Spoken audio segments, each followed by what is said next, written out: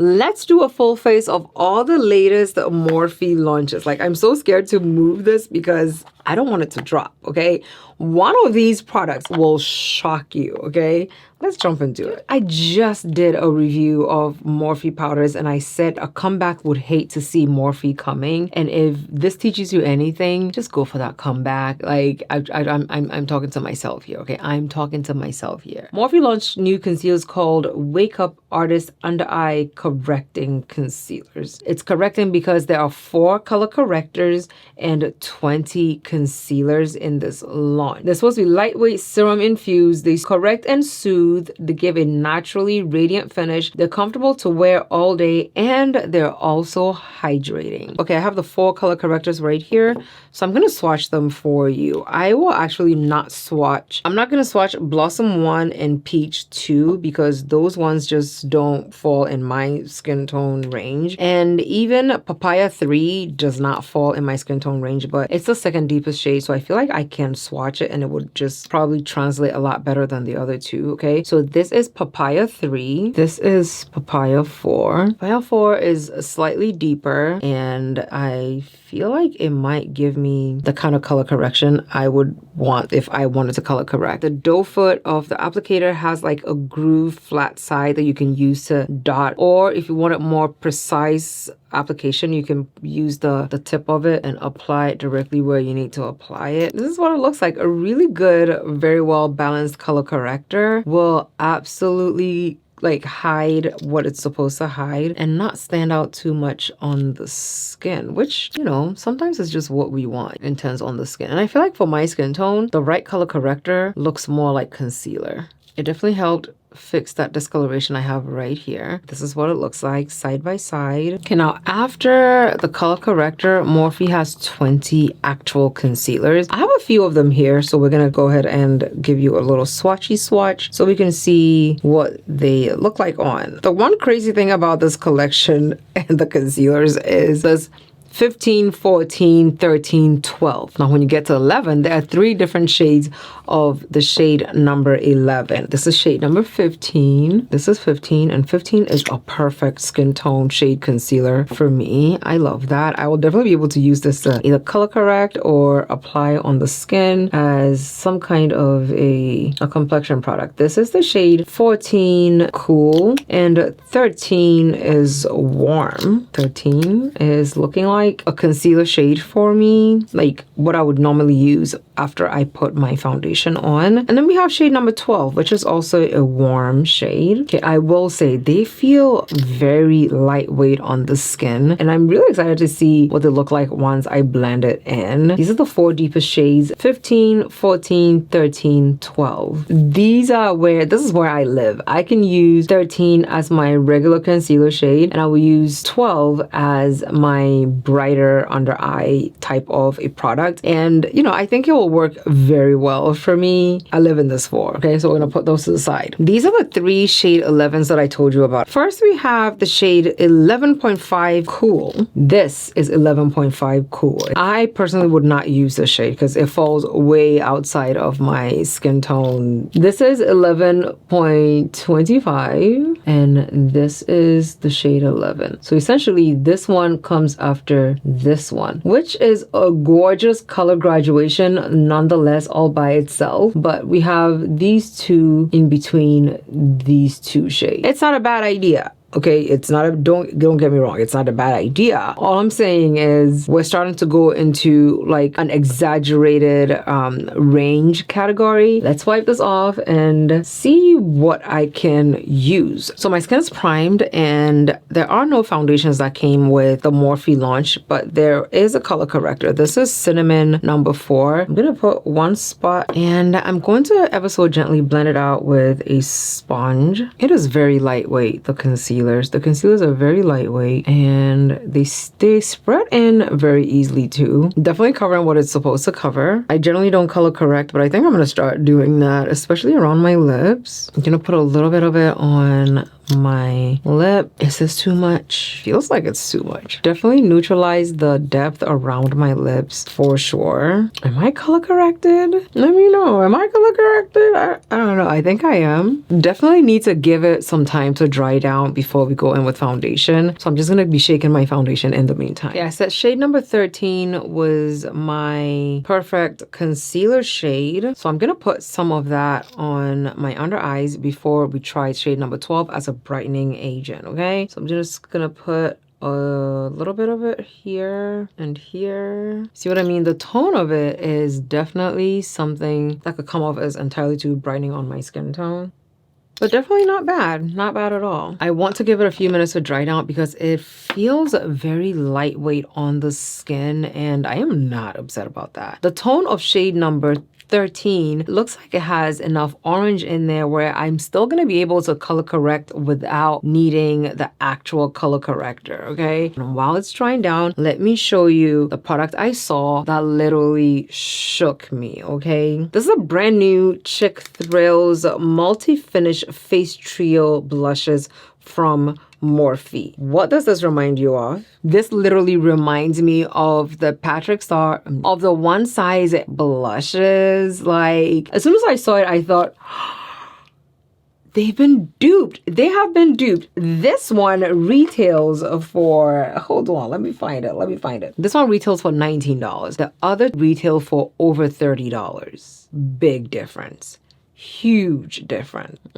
You get a satin cream, a luminous balm, and a velvet powder. All the balms that I'm seeing have some kind of a shimmer reflex to it, okay? Let me tell you a little bit about these blushes. Okay, so there are 7 blushes, and this is what all 7 of them look like, okay? First, we have Sunset Swim, then we have After Party, Beach Bonfire. These are the 3 shades that I feel like are entirely too light for me to use as a blush. However, one of these has like the perfect tone for it that I could probably use this as a highlighter by itself without needing to put it on as a blush. I like the tone of that one. This one is Sunset Swim. Let's go ahead and blend this because it's drying down a little bit already. I'm very interested in seeing what the tone looks like once I blend it in. This is a gorgeous finish concealer. Very lightweight and it goes so easily on top of this foundation that I put down. Blends in very nicely. Hey, this concealer does not look bad at all. I can absolutely get away with not adding that very bright one on the inner corner. Maybe like just a tiny spot of it. Okay, I'm gonna put a tiny spot of 12. I'm gonna blend it out immediately though. Okay, this is what the concealer is looking like. It's not bad. Very lightweight, very gorgeous. Just blends in so nicely into the skin. It is a naturally radiant concealer, but it's not like oily type of radiant that it's matching my skin's glow. I love what this looks like right now. Let's go ahead and set it though. Now the next 3 blushes are the ones that I think would be something that falls within my range of blushes, okay? Après Ski and Wine and Dine. I do love, like, I am obsessed with the tone of Wine and Dine because generally, like for me, I would leap at Cabana Club because it has that gorgeous red tones to it that I love. Like, this is me, okay?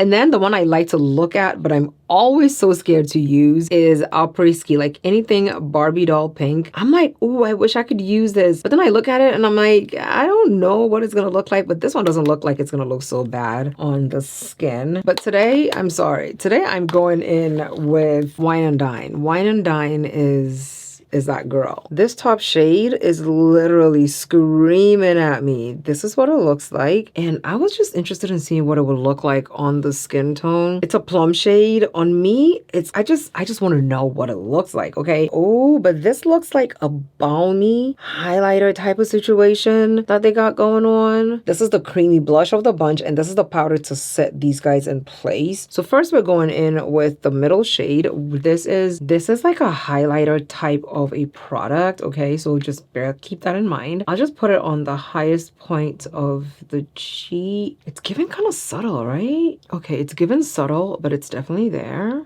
Oh, it's given like a highlighted type of a glow. This is stunning. This is so pretty. I did not expect it to look like this. I have no problems wearing this by itself. Don't judge me. Do not. Don't even look at me right now. It looks like a highlighter. It looks like a very finely milled highlighter type of a blush. I'm gonna go in with that creamy one over it. Oh.